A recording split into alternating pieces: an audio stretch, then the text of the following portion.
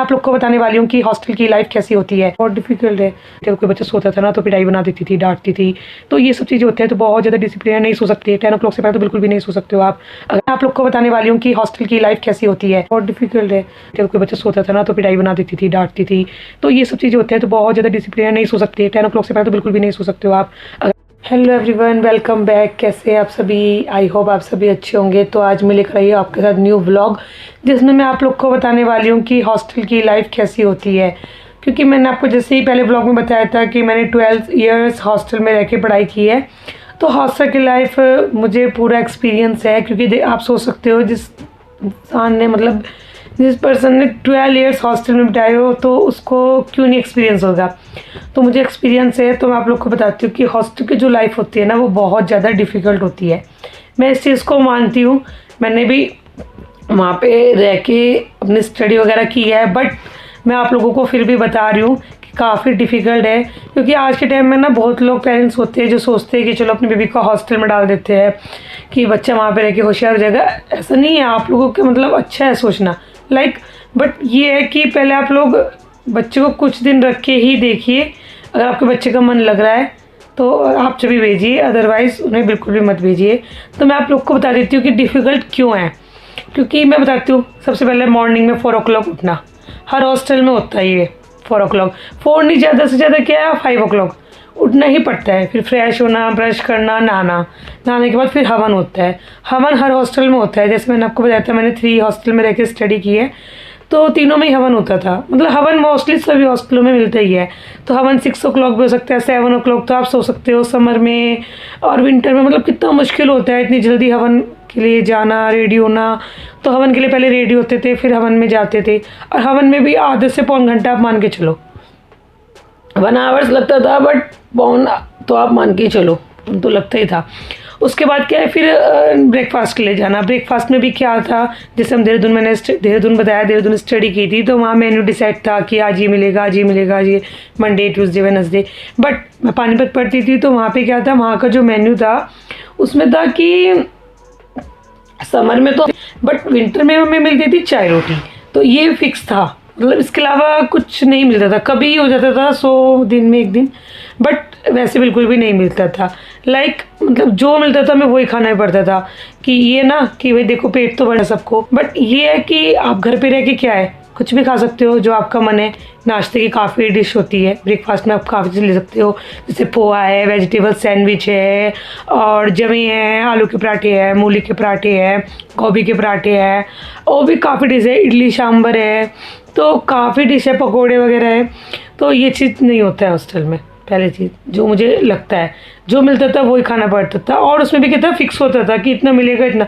कुछ हॉस्टल में होता है कि अगर आपको दोबारा लेना है तो मिल जाएगा, अदरवाइज सब हॉस्टलों में ये नहीं होता है। जैसे पानीपत था, अगर 2 या 3 रोटी मिलती थी तो बस उतनी मिलती थी, उसके अलावा बिल्कुल। तो 2 से बस 3 रोटी मिलती थी, उससे ज़्यादा नहीं मिलती थी। तो ये सब है, तो काफ़ी देखो डिफ़िकल्ट है। पता नहीं चलता भूख कितनी ज़्यादा है कितनी नहीं है। तो मैं मानती हूँ कि हॉस्टल लाइफ बहुत डिफ़िकल्ट है। ब्रेकफास्ट करके फिर आप स्कूल के लिए रेडी होंगे। तो जैसे मैं देहरादून थी तो 12 o'clock तक छुट्टी आती थी, क्योंकि छोटी थी। बट जब बड़े हो गए थे तो 4 o'clock तक छुट्टी होती थी। उस बीच में क्या है, हम लंच के लिए आते थे। लंच में तो ये दाल, रोटी, सब्जी, सब चीज़ मिलती थी, बट सलाद वगैरह नहीं मिलती थी। आप सोचोगे सलाद वगैरह मिलते थे, अचार वगैरह, तो ये सब चीज़ें नहीं मिलती। ये क्या अपने हाथ से आप ला के रख सकते हो, फिर उसको खा सकते हो। तो ये सब चीज़ें हैं। तो हॉस्टल की लाइफ मुझे तो लगता है बहुत डिफ़िकल्ट है।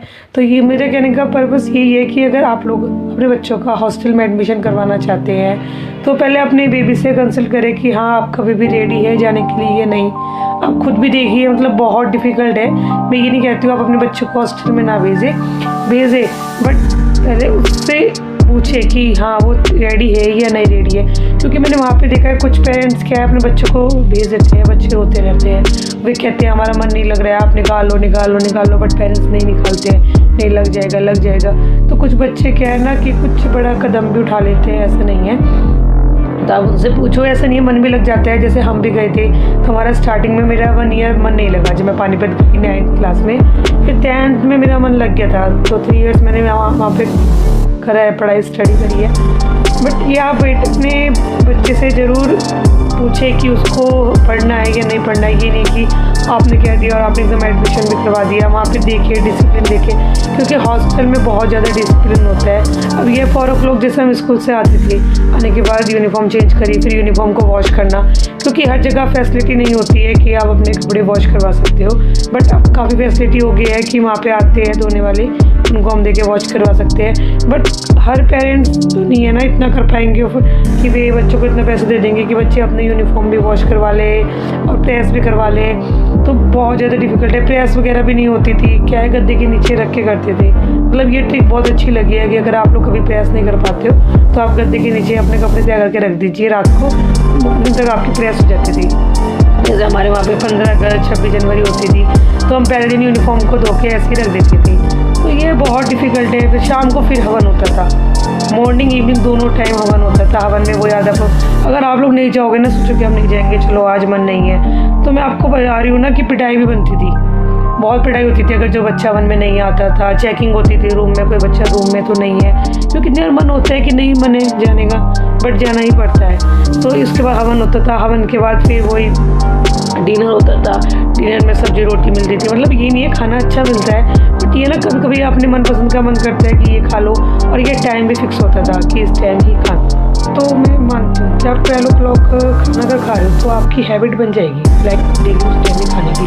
बट कभी कभी नहीं मन होता है खाने का, बट आपको उसी टाइम ही खाना पड़ेगा जिस टाइम आपको मिलेगा। अब रात को जैसे मैंने आपको बताया कि हमने डिनर करा, डिनर के बाद थोड़ी देर खेलने को मिलता था टाइम, उसके बाद फिर स्टडी का भी टाइम फिक्स होता है कि 10 o'clock करने कि 12 o'clock तक, वो 11 o'clock तक करनी ही होती थी। उसमें क्या है वार्डन राउंड पे आती थी, उसके बच्चे सोता था ना तो पिटाई बना देती थी, डांटती थी।